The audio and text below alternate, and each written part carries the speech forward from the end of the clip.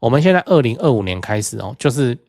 只能稳健，只敢稳健，要多考虑一些东西。以前我们要么看股票，要么看房地产，这日子不就是这样过吗？来，你看现在要看什么美债，看什么黄金，要看什么台币，连那个汇市也有动荡，也有问题。例如说 Trump 现在动了关税，他下一步汇率正在发生中对不对？那你也知道现在央行对汇率都抓得很紧，结果也是放手让它升这一次很夸张什么汇率操纵国或怎么样，我们台币一升值那会带来的影响也都很，我现在还在看，因为这个东西太新了，在我拍片的当下太新了人家就把那个日本广场协议都搬出来讲了什么东西，我们现在还在看。我们现在面对的是 Trump 这个很难预测的东西，虽然以公为没人给信道金马没人给信道，但是就这样嘛，他还是堂堂美国总统嘛他一句话台股连跌3000太简单了。2025买房要更谨慎，蛋黄区中古屋保命关键先说结论3个建议：第一，买在蛋黄区；第二，优先考虑中古屋；第三，手上多留现金。反正就是保守到底就对了。现在这个加速的时代，加恐怖，谁知道川普又要干嘛？嗨，我是买房阿元，订阅买房阿元，我先祝你老了有房也有钱。我们上一支影片聊了中产夫妻置产会遇到的风险，你还没看过的话可以看一下。那今天我来跟你讨论中产夫妻2025的置产策略。这是我们来讲2025年的这个动荡的年份，动荡就是因为 Trump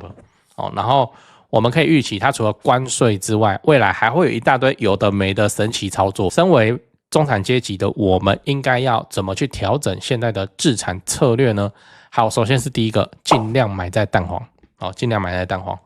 因为蛋黄这是保值嘛，就是几乎是风险最低的地方嘛，涨蛋黄先涨，跌蛋黄最后跌，蛋壳蛋白先衰了，就这样，现状也是这个样子啊你看那个蛋壳蛋白，你要说大跌也没有啦，但它预售新案第一个要么不开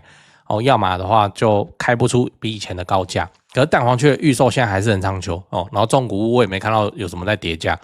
就这样，所以不管川普怎么乱搞，应该不会跌到蛋黄区这样。如果连蛋黄区都崩了那就是台湾经济怎么样？覆巢之下无完卵，大家就洗洗睡就这样你也没地方跑那我跟房仲闲聊，他也是跟我说，现在大家的置产需求真的都是往蛋黄区在走，那能接受蛋黄的老屋了以前的蛋白的新屋、蛋壳的新屋那现在的话蛋黄老屋 OK 就会进入以前不被考虑的那些视野里面。蛋白区的房子还是有询价但是自住的比例是高的那置产还是跑去蛋黄。再来你要知道，不要买贵的房子，就是先不要买预售屋啦现在你怎样看它叫做低点？现在怎么可能会是预售的低点？你要拉未来50年看，我不敢现在明明就有比它便宜的中古就可以那我们就去做中古现在的预售要再创新高相对困难，预售要创新高很依赖建商的集体的炒作跟那个市场的氛围，市场氛围都觉得买房子会涨，这个之前讲过房地产就是蚂蚁大军大家都要觉得会涨，房价才推得上去不然房地产没什么阻力呢。你一个建商很屌很厉害，你推一个案也不过100-200户200-300户，高雄市区一个月这样子买卖转移栋数就3000多4000多，对所以连建商它都是比较大颗的散户而已所以房地产市场是很依赖共识的一个市场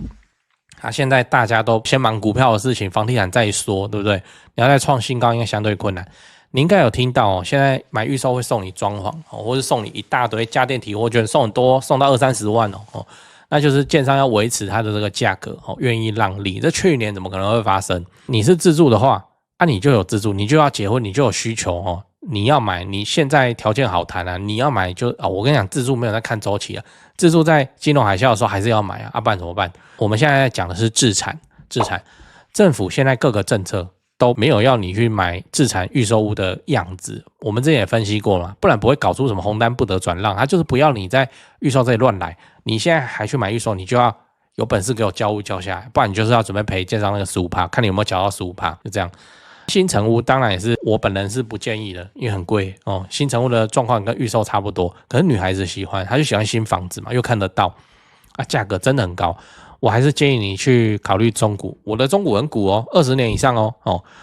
就是重大建设旁的中古921以前的这个都可以电梯2房或3房都可以，3房最好有车位，没有的话就算了也没关系，你就帮人家租一个，因为就算是中古电梯2房它还是比预售电梯两房更有竞争力哦。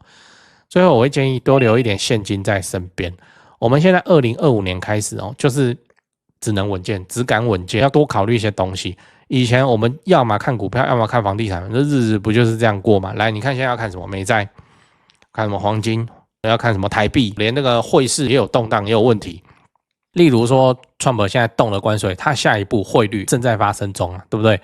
那你也知道，现在央行对汇率都抓得很紧，结果也是放手让它升哦。这一次很夸张呢，什么汇率操纵国或怎么样，我们台币一升值哦，那会带来的影响也都很。我现在还在看，因为这个东西太新了，在我拍片的当下太新了。哦，人家就把那个日本广场协议都搬出来讲了哦，什么东西？我们现在还在看。我们现在面对的是 Trump 呢，这个很难预测的东西。虽然以公微博人给信道哦，金马博人给信道，但是就这样嘛，他还是堂堂美国总统嘛哦，他一句话台股连跌3000太简单了。那他现在好像在搞汇率的事情，因为不止我们啊，日本啊、韩国啊都一样哦。假设台币真的被大幅升值，我们赖以为生的出口产业都会有状况的。有一个很形象的说法是这样，就是说，反正汇率涨3成，那就台积电的收入就是减3成，就这样哦。对啊，因为他们是赚外汇的嘛。好，我们最大宗的出口是什么？半导体、资通讯产品，然后台积电、联电、鸿海、广达这种的股票又要再爆掉一次，因为他们的营收就不会好，就不会漂亮，很恐怖呢。当然，这是我在乱猜，现在状况太不明朗了总之就是2025保守一点，如果你要自产蛋黄老屋然后身上尽量多留现金留现金的意思是你手上拿台币，呼应了这次的汇率的状况你手上拿台币还是比较赢的。那个美债质押好几成的，你看它现在怎么办？对这几件事情先讲，不然怕忘记。就现在不是房地产吹冷风嘛这已经是事实了。那我自己的观察是这样跟你分享一下。先说台北台北市、新北市。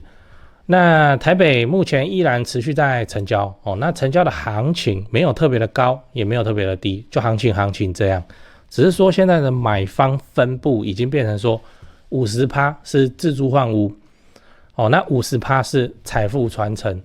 投资客几乎都离开台北了。那我想这个也不赖嘛，就没有投资客在那边恶性炒作那前面讲到那个 50% 自住换屋，自住换屋很重要的考量就是小朋友的学区所以蛋黄依然非常坚挺那 50% 的财富传承那财富传承讲的就是就天龙人嘛有钱的天龙人。那通常都是怎样？长辈就是看生几个小孩，然后每个小孩一人帮他们买一间这样要给小孩的这种属性。所以他那个也没有要投资，也没有要炒作啦，就是保值就好财富传承那你有钱，你要放在全台湾最顶尖的房地产市场来自住换屋或是财富传承都可以只是说现在成交在4500万以上已经是目前的常态我居然还有观众去买超过1亿的大安区房子，然后他们说我台北前辈的团队服务是非常的顶级他们的家族很满意这样对，所以你要看那些财富传承用的房子或者好学区的房子你就加我前辈的 LINE 小老鼠拜台北，小老鼠买台北这样加了，你就看到他的大头贴那个是助理在顾的那他们会不定期的 po 这些房子给你参考。 OK 那讲完台北讲高雄高雄的情况是也一样，市场降温那之前的乱买乱出价族群就不见了。我认为这样很好，因为这样子我们就可以专心瞄准重大建设，就比较不会有那外行乱出高价的乱，你知道。那自从我拍了会员影片我会员影片不是都会拍重大建设吗？那陆陆续续我拍了高雄的重大建设有楠梓台积电到凹子底3大开发案，富邦凹子底 BOT 案，到71期4地重划，新高雄火车站，到亚洲新湾区你们观众很奇怪我拍一个重大建设，你们就跟着买一个重大建设附近。高雄我是很有信心没想到说这个观众好像比我还有信心买的比我还贵，买的比我还多真是蛮夸张那看好高雄，你瞄准重大建设，就找我推荐的台湾房屋美术之星店那在高雄你要卖还是要买那你就给他们一条龙就好了，就跟我一样，我过去10几年都是他们处理的，这是真的哦，那我付的中介费哦，这样子加起来早就超过7位数。那你看我还是愿意推荐他们，就是真的很没问题嘛，很专业，很 OK。他们的 LINE 是小老鼠 go go go go go， 小老鼠5个 go。哦，那他们有答应我说会 po 在这只 LINE 的房子是都会挑过哦，就是专门给买房阿元的观众。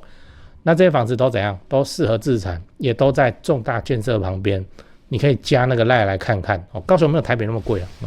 祝你自产顺利，来高雄玩得开心，赞赞。